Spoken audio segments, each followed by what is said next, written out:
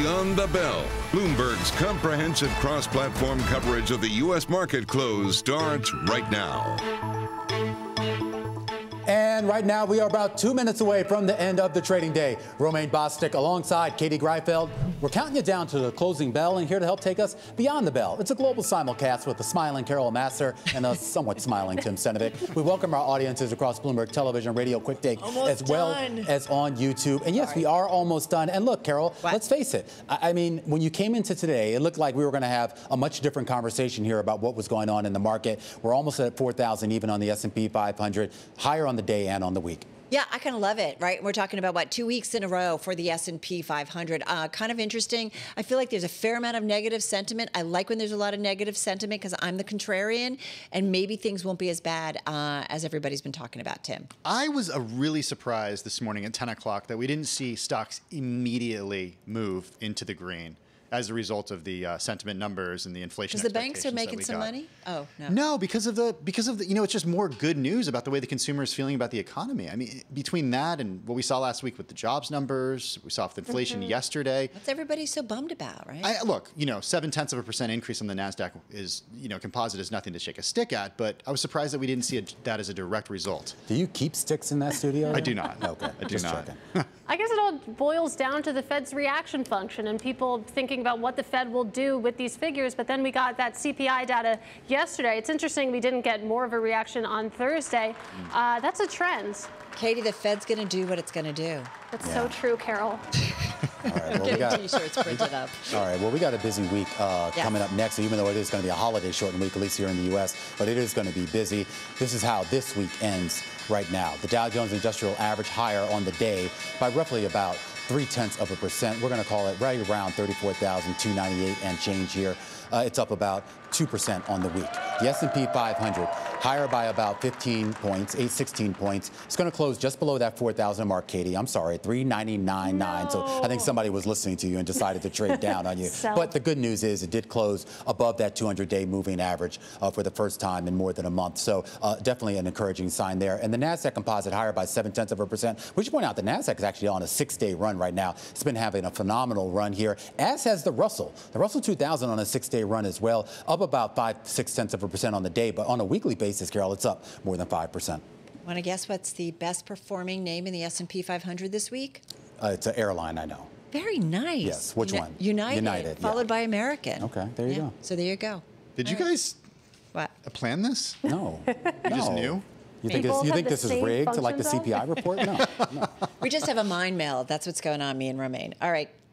Well, in any case, let's look at the industry groups because we have some really definitive. It is Friday the 13th. She doesn't buy it. She doesn't buy it.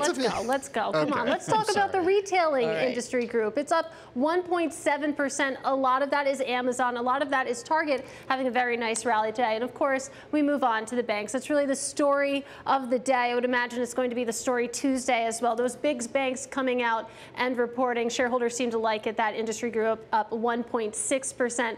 Let's go to the bottom of the list. And it's autos. This is interesting. A lot of this was caused by Tesla cutting prices. But what's interesting is that you have Ford, you have GM down even more than Tesla at this point, and that's dragging down the entire sector. Is that how you say it, Tesla? Tesla. It's how Elon Musk says it. I keep learning. How do you say it? Tesla. Tesla? Like a soft S? No. No, it's Tesla. You got it right. All right, let's get to some of the individual gainers. I got to start, with one of the banks because we know we saw quite a turnaround, 180 in the banks today as the trade played out. JP Morgan finishing the day up about 2.5%. We know net interest income was lower or will be lower than analysts expected as the economy shows some signs of slippage. But, bottom line, these banks are still making a lot of money, and investors, I think, had a change of heart initially after the release. So, again, JP Morgan up 2.5%. Amazon, this was a standout in the NASDAQ 100 a little bit earlier today, up almost 3% in today's session. There was a ton of analyst chatter on the stock. Keep in mind, it's up about 16% year to date. It's still down roughly 50% from the July 2021 all-time high, so a little perspective. MKM Partners out and saying that Amazon.com shares have outperformed this year. They say the stock still screens as having the least downside risk among mega cap internet and technology companies. Goldman was also out maintaining its buy. They cut their price target to 145. Oppenheimer out today, cutting its estimates of AWS's revenue for the fourth quarter. But still, again, a lot of these companies still maintaining their upbeat ratings on the stock. And then Hanes Brands, HBI is the ticker, up more than 2%, was up 6% at its highs today.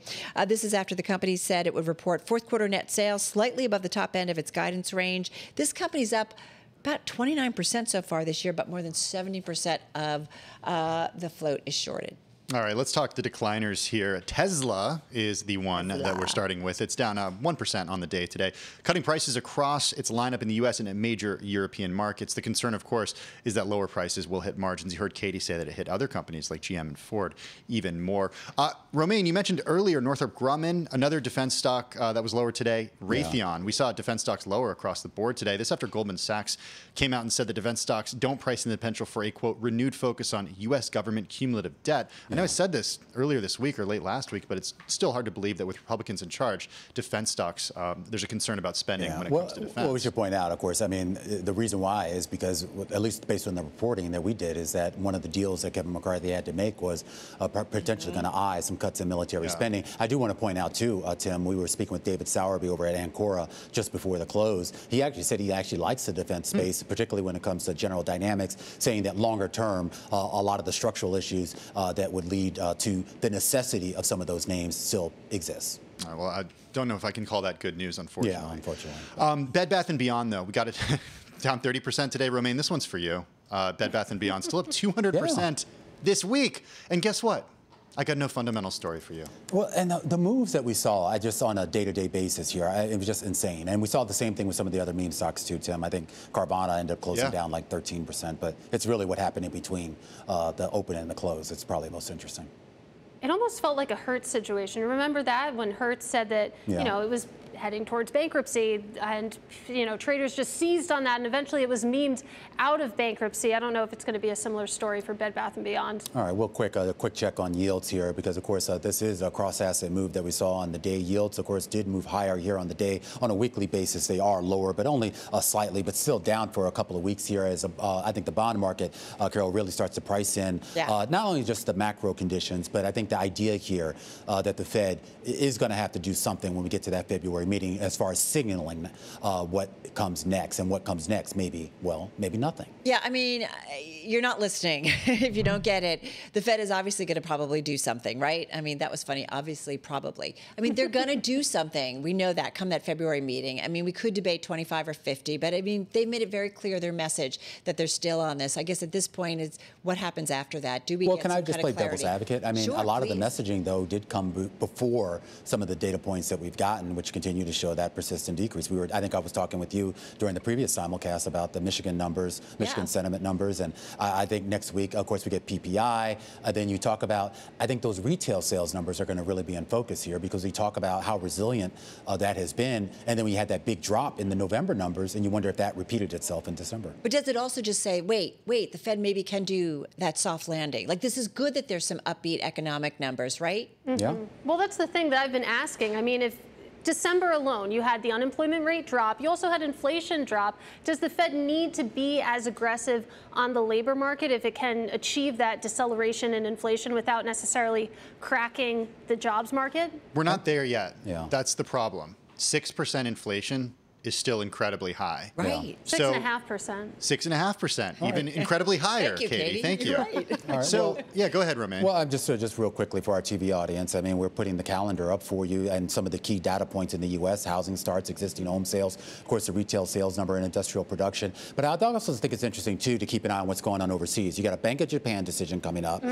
You have also a lot of economic data coming out of some of the European nations. You got Christine Lagarde over in Davos, and she's scheduled to speak on Thursday. So there's going to be a lot of chatter out there by central bank leaders and other big name economists, at least the type that we would pay attention to. And I wonder if that changes any of the sentiment. I look at that calendar, the thing I'm looking for the most is what happens with the Bank of Japan, whether they actually do move rates at all. There was so much speculation after that tweak to yield cap curve, or whatever we're going to call it, YCC, that tweak. What does that mean for their policy going forward? Are you going to call? You want to call that too?